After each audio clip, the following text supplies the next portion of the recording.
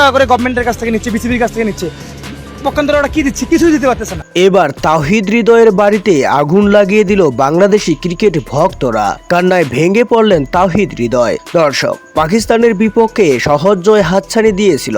মাত্র 135 run change করতে পারলেই চতুর্থবারের মতো স্বপ্নের ফাইনালে পৌঁছে যেত টিম টাইগার। কিন্তু বাংলাদেশের ব্যাটারদের দায়িত্ব জ্ঞানহীন ব্যাটিংয়ে সেটা সম্ভব হলো না।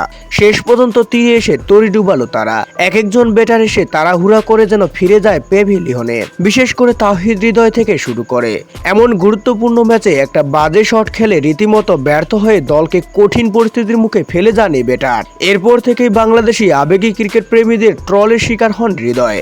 ভক্ত সমর্থকরা রীতিমতো ক্ষোভ ঝাড়েন তার উপর। ততটুকুই সীমাবদ্ধ ছিল, সেটাই ভালো। তবে খেলা শেষ হওয়ার 2 দিন পার হয়ে গেলেও পাগলা ক্রিকেট ভক্তদের কাছ থেকে রেহাই পেল না তিনি।